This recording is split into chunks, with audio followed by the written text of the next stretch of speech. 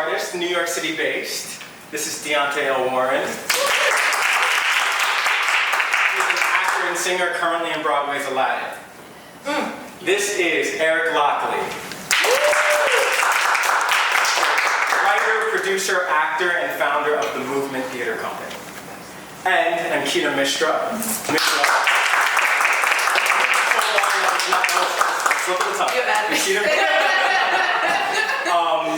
And she is a performer, singer-songwriter, and she creates her own art, installation art, and she goes by the moniker Spring Velvet. Ooh, nice. All right. So, I think we're ready to get started, and there'll be a Q&A at the end, so you can hold your questions till then.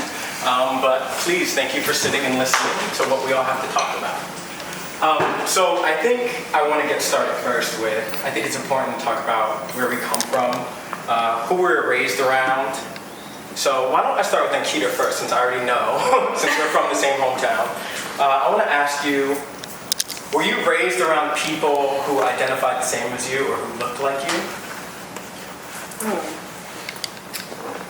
I would say a short answer would largely be yes. I didn't know how to speak English until I was 5, even though I was born in Ohio.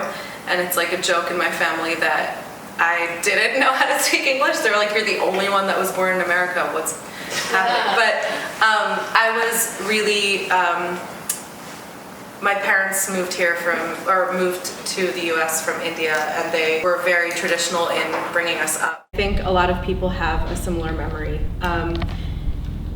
I was around a lot of other brown people, a lot of Indians, and a lot of other immigrants, mainly because my parents befriended other immigrants in their smaller neighborhoods. So I remember in Ohio, I was friends with a Lebanese family really, really closely, even though looking back, that was probably very rare. And then moving to New Jersey, where me and Kelly grew up, I was surrounded by a lot more diversity in school, but I was not surrounded by Indian diversity. So my ethnic enclave was very much a regional North Indian, almost from the exact same village that my parents moved here from. So it's strange. I grew up with people that looked like me, but then I think I modeled myself off of people that didn't, mostly. I did grow up with everyone around me looking like me. I have a really large family, originally from Nashville, Tennessee, and I feel like church was the biggest part of our lives, and everybody in my church was also Southern and African American and Baptist, and so like my circle was largely that, and similarly, you know, when you're young and you're black and you sing and you just end up doing it everywhere. And so that, especially in church, became a thing. And I thought it was the only thing that made me special, you know, when I was little, just because I was a little black boy. And if you watch the news, if you watch anything that was happening in the world, you're really only special as a young black boy if you're an athlete. But my community, my church community, my family, my actual community where I lived made me feel kind of special, even though I wasn't, a star athlete. Right. Yeah. What about you, Sequoia, being a black girl in here? Because I know you grew up in the South too, in Alabama. Yeah. So can you speak to that a little bit? I grew up in Alabama. I was born in Birmingham, and I spent most of my time, until like maybe 7 or 8, I was in Birmingham in the city, so a lot of black people. And then my dad was elected sheriff of a small town, and so we moved to like a very small town that was very white and very redneck, and like politics involved, just trying to like be more inclusive. Like they were trying to like do something right, but it just didn't work well. Because this literally, we were the only black family in this very white town, and it was so small. There was only one McDonald's and a Walmart. And so if you wanted to go to the mall, you had to travel like 25 miles out to like and go to the mall. And so I was just the only black person. It was me and my brother. And then like by the time I got to high school, the town grew a bit more. And then it was like me and another sister. But like for the most part, I was the only one. And we're gonna talk about a little bit later how, what it's like to always be the only black girl. Yeah, child. Right?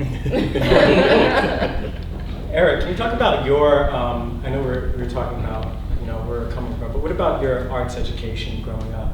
Can you speak to that? Went to a dance school, I believe since when I was 3 until the middle of high school.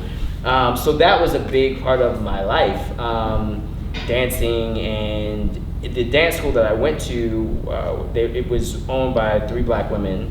And so I also recognized as an adult that I was learning entrepreneurship at a very young age, seeing people in our community doing things for themselves and making a way and leading a charge. And then I went to Performing Arts Middle School and a Performing Arts High School. My Performing Arts Middle School was majority black, and my Performing Arts High School was majority white. So it was a really big transition for me to go from one very extreme to a different extreme. And I remember feeling very confused about like, who am I? Yeah. In those moments, because it was challenging to, and ideally in the art, you're bringing your whole self to it. And it was a matter of, was the community around me able to recognize and appreciate the fullness of who I was? So yeah, that makes me think of code switching. That's right? literally what I was about to say. Go ahead. Yeah. Go ahead. I was like, I've seen so many panel discussions, especially if you watched any of the panels they used to hold on BET, and they used to to sit and they used to what would they call them, jam sessions? I don't remember, whatever. I grew up in a very all-black community, and then in college I found myself, at a predominantly white school, the only black person in my major, and not even just black guy, just the only black person in my major. And I didn't even think about it in the moment, but later in life, doing musical theater for a living, you often find yourself either in an all-black cast, or the only person, or one of two, which both have their own unique experiences. In an all-black cast, you're often being led by an all-white team that really doesn't understand blackness, and is kind of afraid of it. And they're doing everything in their power to not operate in that fear, but they do anyway. And then when you're the only one, or one of only two, you find yourself dealing with this code switching problem. And for a long time, I used to feel like, oh wait, am I being unauthentic because I'm adjusting to the spaces that I'm in? And the simple fact is, it's a necessary skill to learn for survival as a black person in America, or as a person of any color in America. You have to learn how to adapt to your situation, especially if you're doing arts for a living, because every room you walk into is gonna be different. And there is a way to be wholly and completely yourself in any room you walk in, but still be appropriate for the room you're in. And that doesn't work for some people. Some people can literally be everything they are without ever thinking about that and don't have to deal with it. And then some people literally deal with this identity crisis, because am I this or am I that? But the truth is, you can be both of those things at once. And I think it was one of those panels on BET that kind of showed me, oh wait, I'm not the only person that deals with this. And this is a completely normal thing, and both of those things can be who I am. Sometimes I'm speaking extremely proper English. I mean, might as well be writing a dissertation. And then sometimes I'm just Ebonic Central, but both of those things are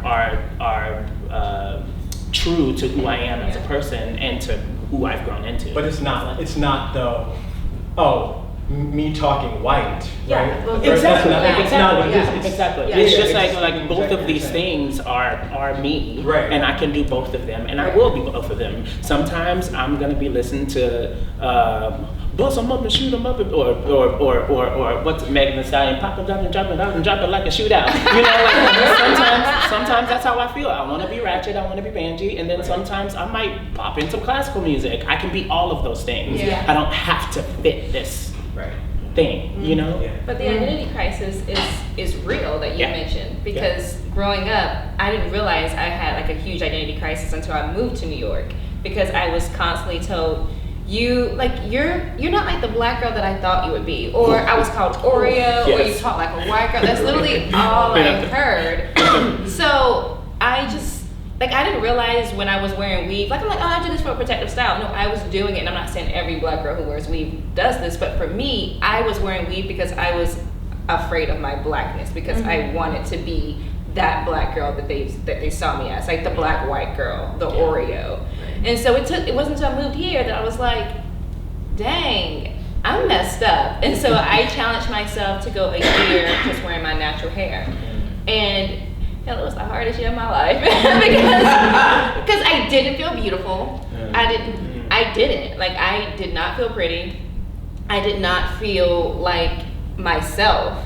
But yet I was myself. Of course. So it was this weird thing of like, who am I? And then this whole like talking white. It's like, no, but I'm just being me. Like, what is talking white? Does that mean like all black people sound stupid? Is that what you're saying? And then realizing when people are like, you're pretty for a black girl, like, are black girls not pretty? Like, what does this That's mean? damaging to how we think Yes. about ourselves and how we Yes. shape our identity. But we do it to each other as well.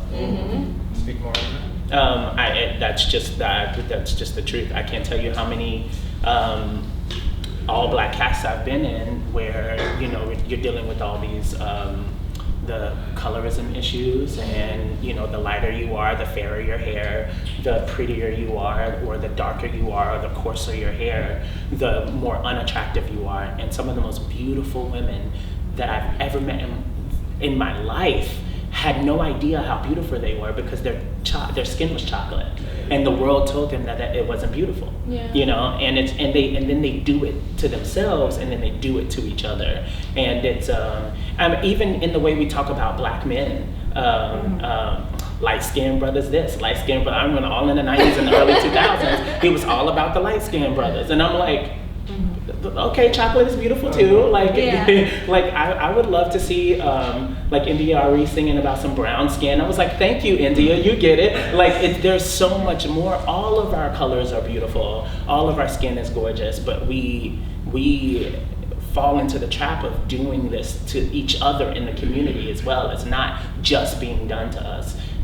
So I think it's also important to talk about the need to undo so much of the wiring that's been done to us. Yeah. So much of the things that we've been taught to believe just simply aren't true. And that is on so many subjects: the color, your blackness, your religion, all of it. We can undo all of that teaching that doesn't really serve us.